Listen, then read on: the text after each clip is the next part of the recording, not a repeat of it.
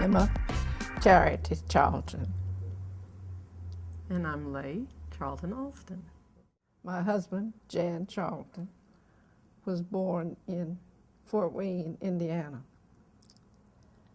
And I met him at Virginia Union University when he was a senior at Virginia Union, and I had just come as a freshman. And we had registered that day, and he started talking, and I thought, you know, I don't have time for this. But anyway, I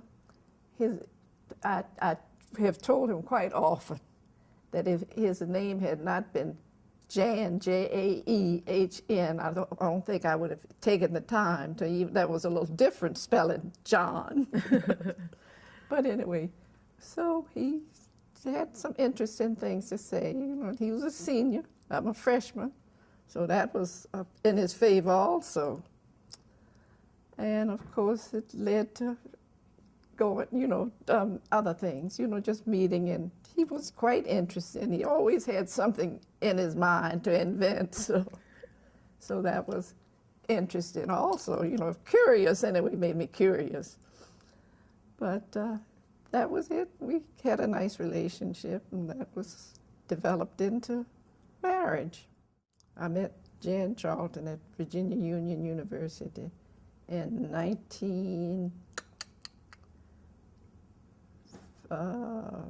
41, 42 something. And of course we developed a relationship and finally ended up in marriage in 1942, I guess, 42. And of course, he was from Indiana. That was in his favor too. I'm from Virginia, Charles City, if you please. and that oh, this is interesting, you know, somebody from Indiana. And it developed into a relationship. We finally got married. And we lived in Indiana for a while, and came to Virginia. From there, we went to Meharry, to med school. He found out at the time the ASTP, the federal thing, had come out, so he was sent to med school. That was in his favor too. Okay, so we moved to Nashville, Tennessee, and enrolled in Meharry. And from there, he, at that time, the ASTP was going on, so they had sent him to med school. And after finishing med school, he interned at Harlem Hospital in New York, so we went there and lived for a while he was interning. Okay. But anyway, we came to Meharry, as I said, Meharry, and he finished med school. We lived in Tennessee then. Pam was born, well, she was born before we went to Nashville. And Ann was conceived and was born in Nashville. So I had the two children while he was in med school. And like that, the Army had paid for him, you know, for the education and all of that. So we floated on through there, and then after that, we came to, where did we? He started practicing in Northumberland County. And so they didn't have it. My cousin was a physician in West Point, Virginia, and they were trying to get a black doctor in every county in Virginia. So they sent him, well, let's see, Richmond County did not have a black doctor. Northumberland County did not have a black doctor. So they had picked one of those for us to, you know, go and see what it was like and all of that. So when we got to the Northern Neck, we had to cross a bridge that was put there in '39, because the people there never came to Richmond. So they had, it was just fascinating to me to be able to see that much water. So we came to Richmond County. I had kind of settled on Richmond County, but it wasn't too happy with Richmond County. But Jaehn had said, "Oh, we're going." So I said, "I don't think I'm going to Richmond County." So we piled our things. We had a Buick at the time, so we piled all of our stuff, the two girls, Pam and Ann, and came to Richmond County. And I said, "No, we went to this lady. I still didn't hit it right." So, okay, I decided. We came on back to Charles City to my mother's. And then we went back to, Reverend Ruffin was a minister at the church in Shiloh in Northumberland County. So he taught at Virginia Union, and of course I'm familiar with Virginia Union, so that sounded good. But then something about the place that we had told the lady how that somebody had found for us that, wanted a doctor in Richmond County. And it just didn't hit me quite right, so we came on back to Charles City to my mother's and thought it over. Went back down to Northumberland again, and I said, Reverend Ruffin, Dr. Ruffin then, he was a teacher at Virginia Union, and he was anxious too to get a doctor in Northern Neck, a black doctor, let's put it that way. And so, okay, we got this lady, I don't know, Reverend Ruffin didn't get in it. So we got this we got this lady to say she would house us until he got settled in. And I still didn't feel quite right with it, but anyway, we had said we were there then.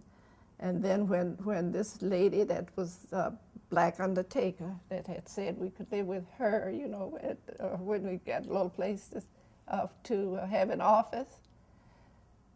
And so Reverend Dr. Ruffin, who became our minister in Northumberland, took us through Northumberland, and every road he took us to ended up at water, ocean, or a good river or something. Anyway, we ended up at water. Whatever road I said, I found my land of pleasant living. I'm satisfied with my inheritance. So we settled in Northumberland County, and that's where he practiced medicine until he retired before he died. Mother, tell the story of how Daddy ended up at Virginia Union anyway. Oh, When he had been in high school in Fort Wayne and Fort Wayne didn't have many blacks then, and of course it was still kind of segregated, but with him being real smart and everything, and his buddies were all football players, and I think he excelled most of his good buddies that went to Notre Dame. And then Notre Dame wasn't taking blacks then. And that's when he came to Virginia Union with had he been accepted there? At Virginia Union? At Notre Dame. Oh, yeah. So what happened? No, but then that's when he found out he was black. That's when so he went to the campus? Yeah, he went. And then they notified him that there was some sort of mistake. Yeah, right. Mother, do you remember at what point after Virginia Union, Daddy did the Army? Yeah, let's see. That's when had gone to war, and he was drafted, and we had to pick a place. They told you where you had to go, so we went to. That's how we got to Northumberland. Reverend Ruffin then got in the picture that we knew from Virginia Union. But was the Army into it then? No, the Army was the way he got to go to medical school. Medical school, yeah. And then after medical school, then that's when you all settled on Northumberland. You and Ann and Pam and Daddy lived with Miss Julia Weldon, who was something in her county. She was an undertaker, a woman undertaker. And she lived alone. Lived alone. So she welcomed this doctor and his family. Oh, right, yeah. And how long did you stay there? We stayed there about 2 years. Okay. Pam started the school from her house. And so Daddy's office was at her house? At her house. And she had this little house in her little place that she had kept her business, undertaker. So it was funny, everybody, you know, it was real funny. She made this little room in her house for his office. And of course, everybody, you know, had a joke going to the doctor and the undertaker. That's where we stayed until we built the house on 360 in Northumberland, in sight of the church and the undertaker and everybody right there together. And the office was built in the basement of the house. So When we built the house on 360. yeah.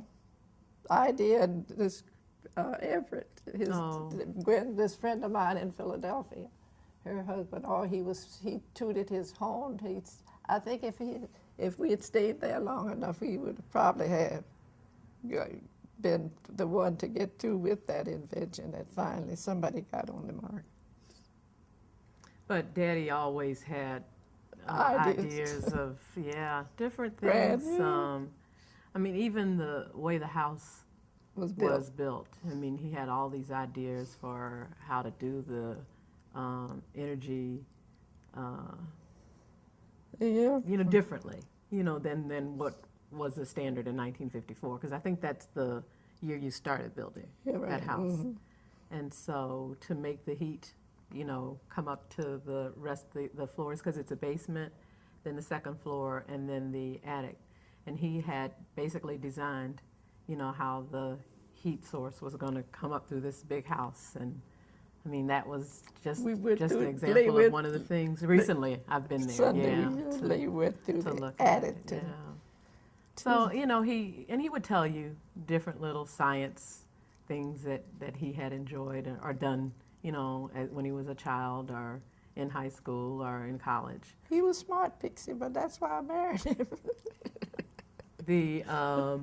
Even like from medical school notes and things like that, he had, his little ideas about, he would take notes on the things that are standard that they teach you, and then on the side he would have something, well, this is why, that particular. And see, Lay listened, but I didn't even listen to his stuff like that. I was just. Oh, I was fascinated to hear it, Yeah. And then in later years, he would talk about the patent. And this one with the pollution device, that's the one that I knew about more. I had heard about the catalytic converter and his, contribution to fuel injection, but I never saw any kind of, project design or anything written up. But then I used to go out to Daddy's practice before he retired and, just kind of share things with him and see patients with him and things like that. And, one night he had this little booklet that had the designs and all of this. And he says, oh, yeah, this is a patent that I'm working on. And he gave us copies of them. You worked down in the office too, something with him? Yeah, just on a, temporary basis. Yeah, a couple of evenings a week I would go out to his practice. This is when he had started practicing in Wacomico, though. So this was like in the 80s. And yeah, he would say, this is what I'm working on, and he had the designs and different things like that, and we were like, it's exciting to see that and all of that, but you just never think, that it's really going to be something that would be put to practical use. It's an idea, and honestly, I never ever was surprised by anything that Daddy said or did, because he just thought outside of the box, always. And see, all I was interested in was them going to school and getting their education and all. He had the kind of mind that was always thinking, okay, this is the basic science. What else can you do with? I mean, he was that kind of a thinker. But I knew he was real smart. That's why I married him. We understand. We understand. I gotta laugh. All right. Yeah, but we got along fine, though, Pixie. You're wondering what would have motivated Daddy to even want to pursue a patent of his ideas? Daddy probably talked with other people who were working on similar kinds of issues, especially with environmental sorts of, you know, conscientiousness, attempts to try to deal with the pollution, you know, ozone layer stripping, you know, those kinds of things in like the 60s and 70s, people were starting to talk about. And I would guess that he probably, you know, he traveled everywhere, so he probably came across some people and started talking about things that, you know, he was doing or interested in. And I wouldn't be at all surprised if he didn't, you know, come across someone who was connected with, say, similar sorts of ideas and maybe working on similar projects. And one of the people that I know he talked with was a friend of Mother's and Daddy's who lived in New Jersey. He's an attorney. And he encouraged him to, yeah, go for it. It sounds like a good idea. You know, go for, you know, he might even have introduced him to this group of lawyers who were in Washington, in D.C., who did patent law. And at least the one that we have been able to find, the anti-pollution device. You know, we know that one has been patented because it has, you know, his patent number, and it has his credit as the originator, as the person who came up with the idea. So, I mean, that one we have been able to find. I've just not been able to, you know, really see in any written form the patent that has his contribution to the catalytic converter or the fuel injection. But I know those are things, you know, that he was interested in. And growing up, he would talk about different people that did inventions and things like that. So, you know, it was something that he was really fascinated with. So he just wanted to, I guess, take it to another level. And, you know, he had people that encouraged him.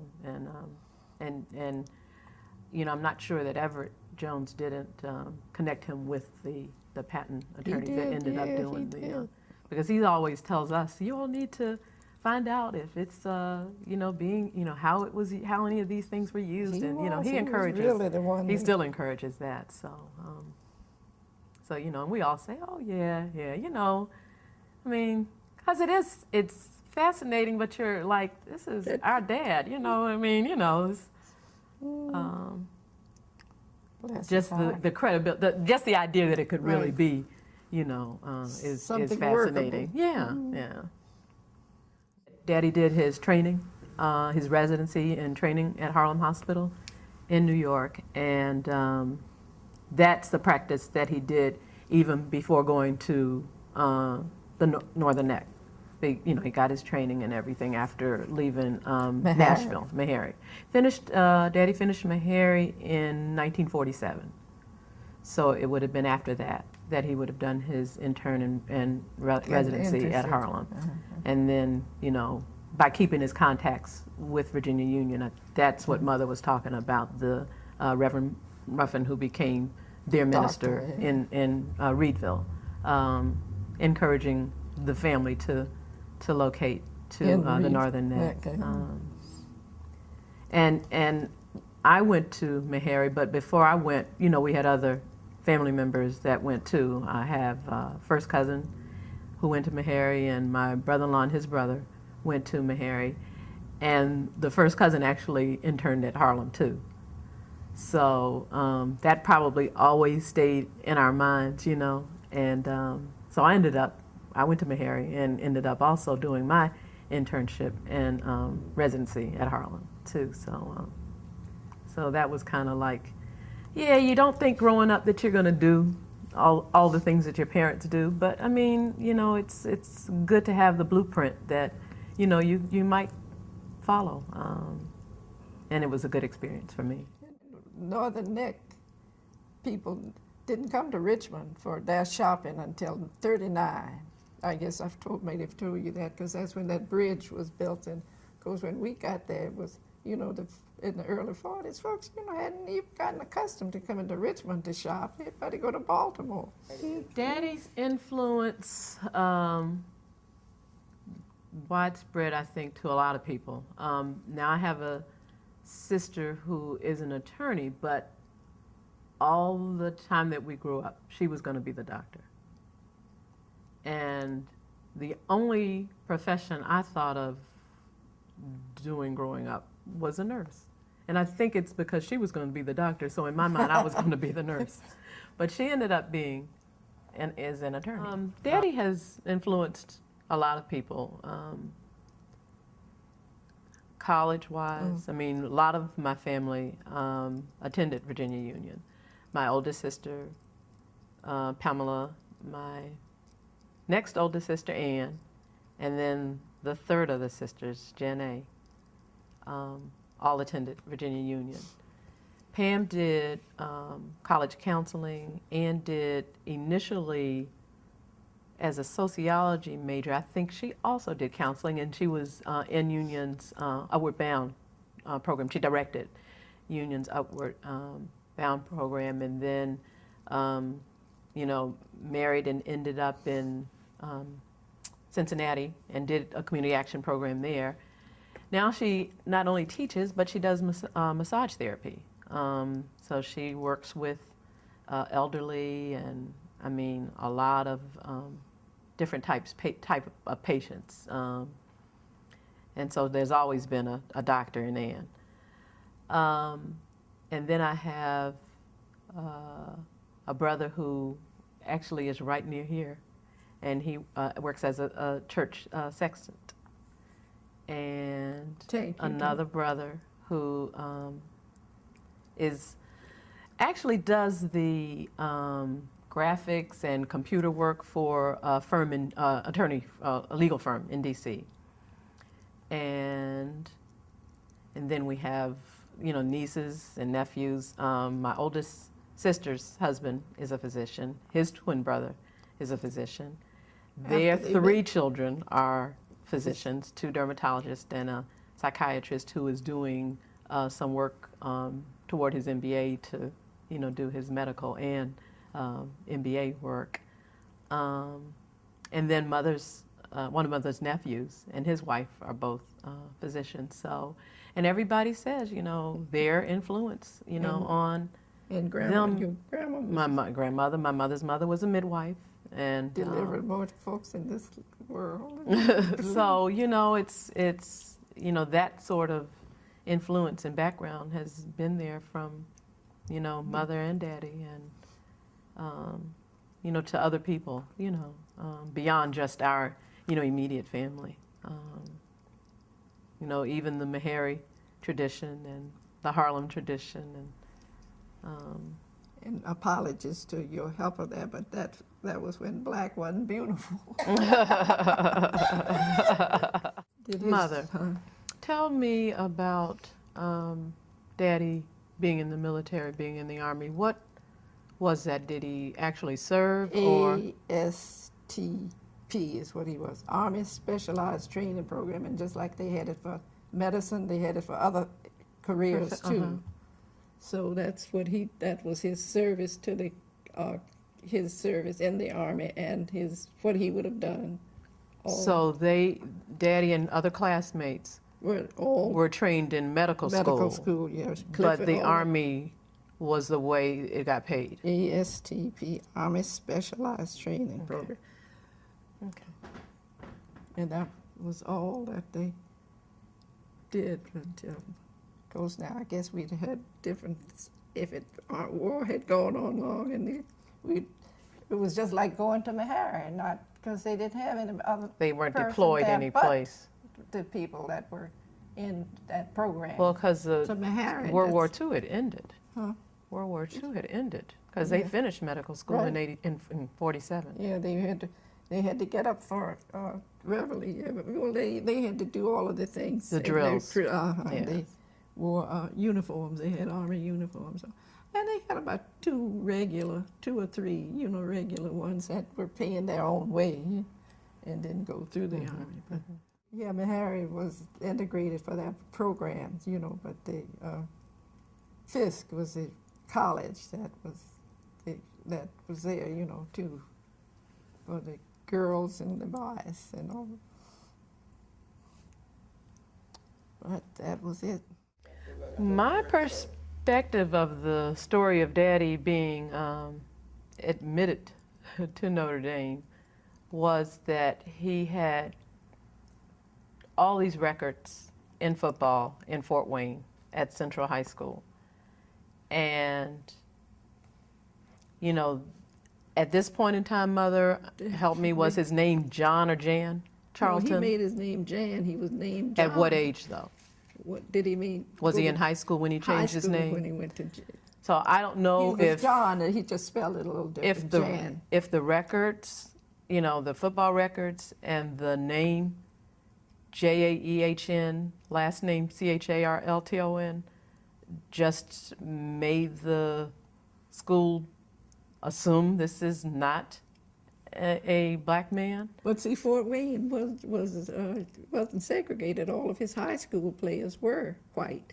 Oh. He was on the black one. On his team. At the school. So I guess that was part of the assumption as well then. Because see, Fort Wayne had very few blacks then That lived in the Fort city. Wayne. Right. And of course, they had all come from the deep south and hadn't gotten to even go to high school. Yeah. At very few. And he actually did go. He was To- brilliant.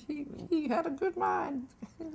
He really He was actually smart. went to the college and was told that there has been some kind of mistake.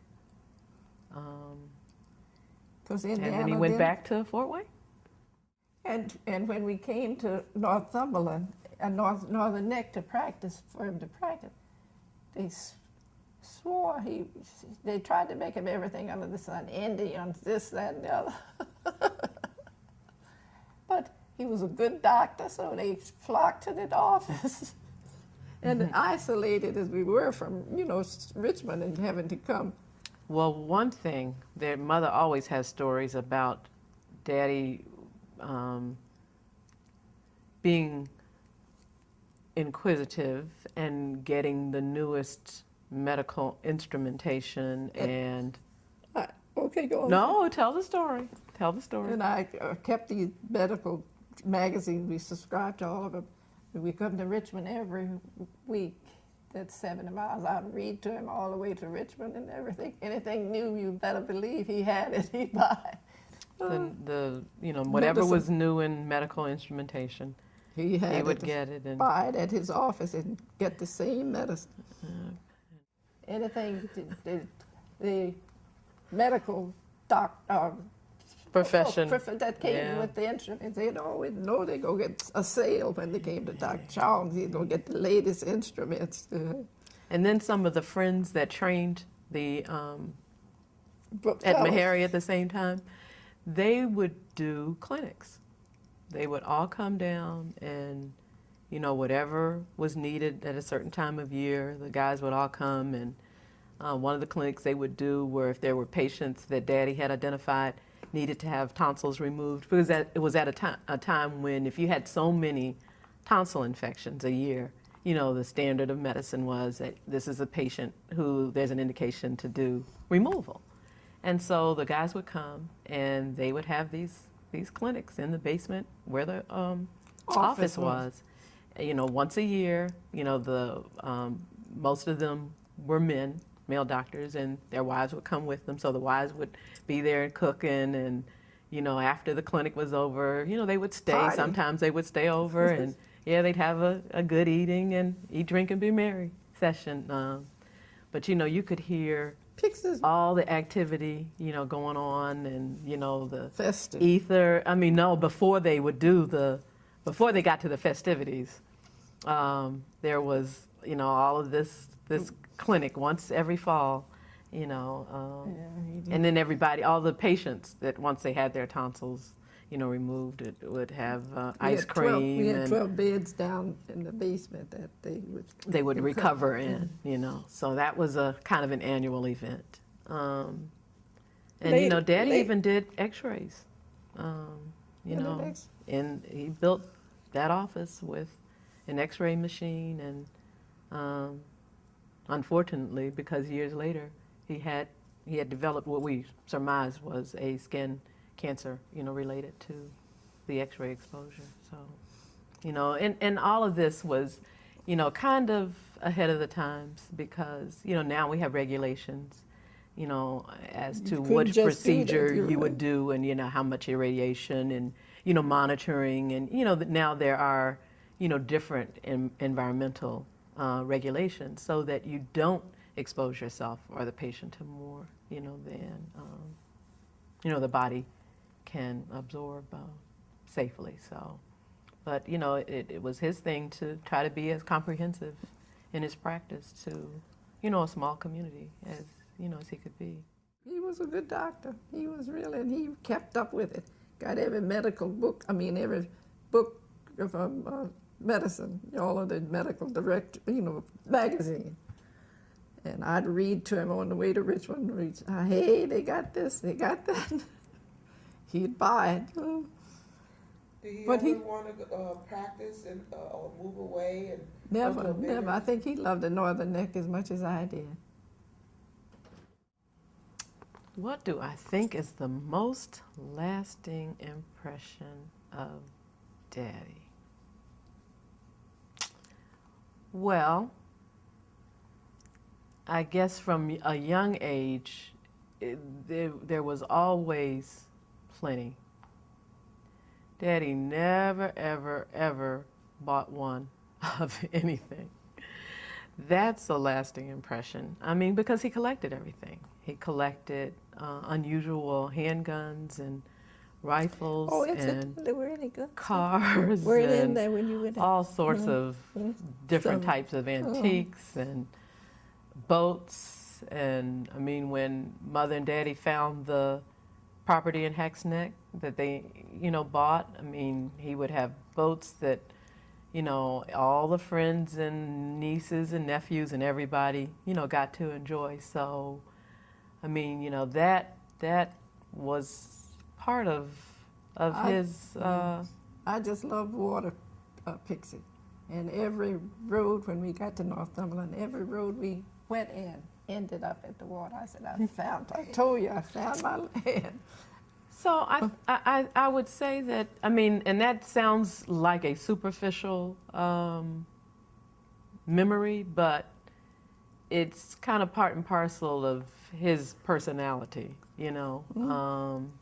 And see, we were 80 miles of Richmond. We had to go there 2 or 3 times a week. You know, and not just with our family, because it was mostly, Mother had the larger family. You know, Daddy had a brother, Eugene, who sang, and I believe he had 2 children. Uncle Gene had 2 children. Beverly, Jimmy. That, you know, because they were in Fort Wayne, that, you know, and we would visit, but we didn't see as much, like during the summers and things like that.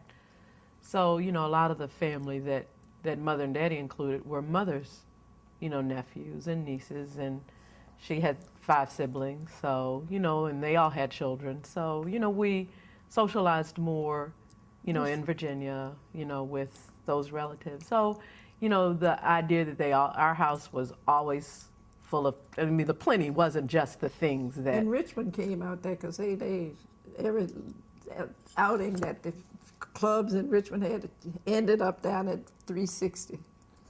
So At it the was, end of the- you know, right at the water, it was the idea of embracing a lot of people, and there were always a lot of people around. My name is Lay Charlton, and I'm one of Jaehn Charlton's daughters. I'm a physician here in Richmond. I worked in federally qualified health centers doing public health to the underserved and, you know, anyone who needed our services for over 20 years. And I've been in Richmond now over 15 years in private practice. I'm Jaehn Charlton Reed. I'm an attorney, practicing attorney, and have been practicing for some time. And I'm Jaehn and Emma's middle child.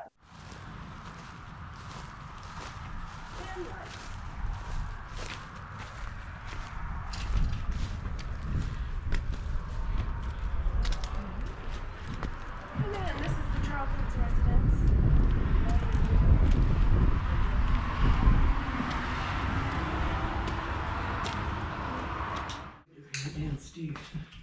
How many people know? This was great. This is a bathroom. Yeah. This was a bedroom. And this is the door that actually led to. There's no light there. Oh, here we go. So that's where the office was. Ooh. Yeah. Let me see if there's any of these lights work. No. This is. Yes, I've been down here in a while. Y'all call me if you need me. So we can go. Let me just hold this for me and let me just go down. No, stay right there. Stay right there. Let's make sure these.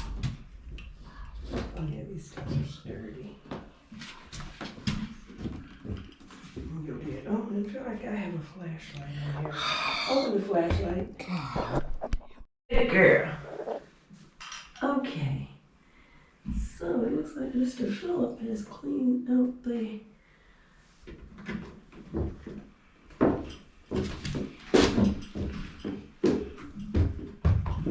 Oh, here, so you can see the X-ray machine. I'll take a picture. All right, thank you.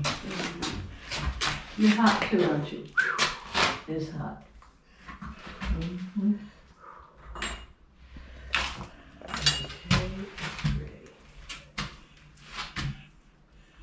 you can see back here.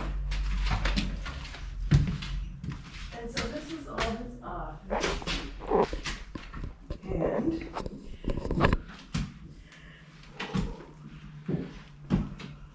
wow.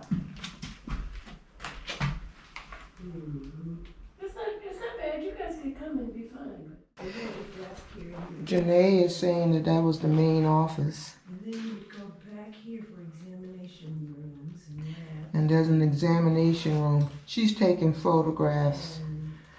I hope to return another day with another camera so we can get continuous video.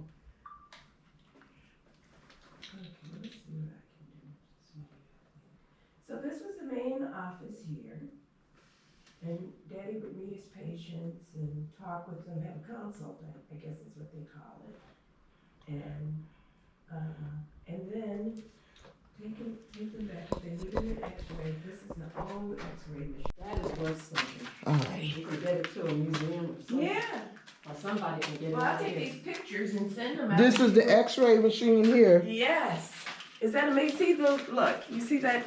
That's where you put the film in that thing, and then you have the person stand just like they do now, but they're just. But they're safer. They're much safer now. Your dad, some of his the illness that led to his demise was probability of using this X-ray machine. He had some hand cancers from Skin cancers of his hands, yeah. What was this room here? Okay, so that back room there. Let me see. Was that That's the music room. When you turn to the right. to the right? But this was part of an examination room as well. Now he had that room back here to the right.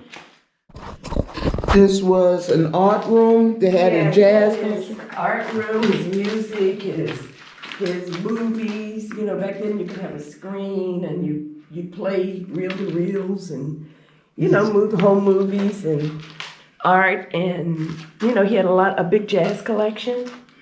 Man cave. Art, that was his man cave before we even knew about man caves.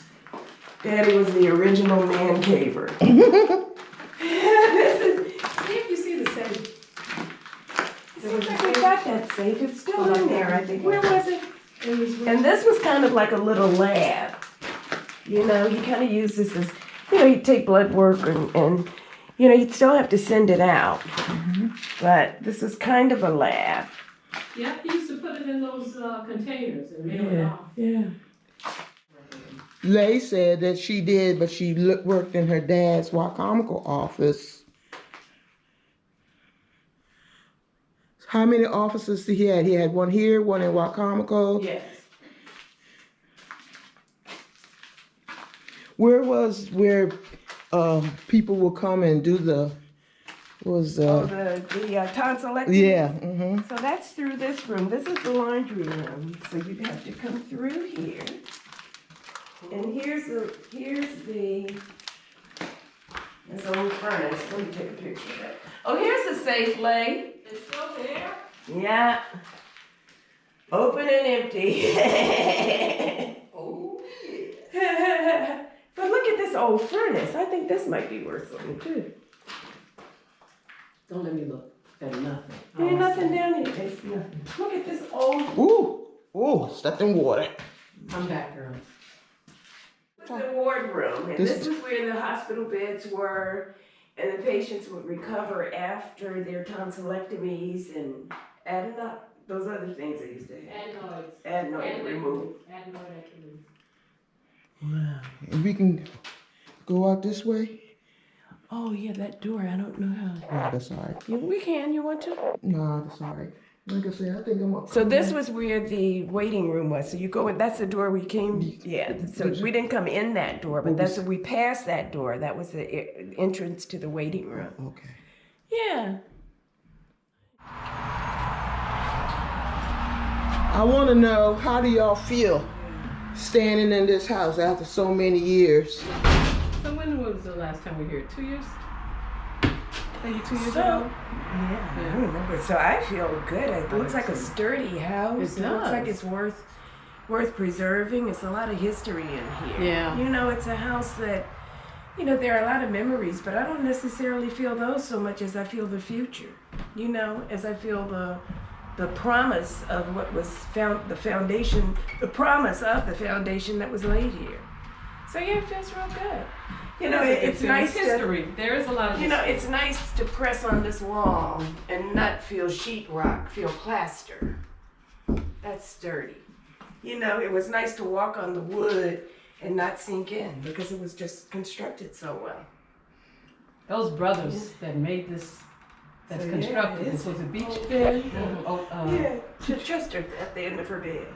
Y'all was, Sugar roll, right? y'all was saying that the same people that built the school built this house? Yeah, well, we know that Beach Benz and Robert Curry were the contractors. And Sam Keefe was their helper at the time. So they were the main contractors. And Mr. Sam Keefe, who's still alive at 85 years old, and still kicking, still climbing on roofs. And he can do a split. And I digress. a cartwheel.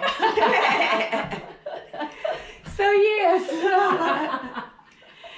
So yeah, it's good. It's good feeling to be here. You know, to know that something from our family has been, you know, it's here and shows promise. You know, it gives you a ray of hope, like the sun rises in the morning. Thank you, Philippine, for letting us come in our house.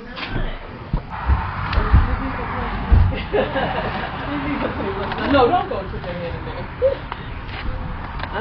I want to walk around the yard just a little bit.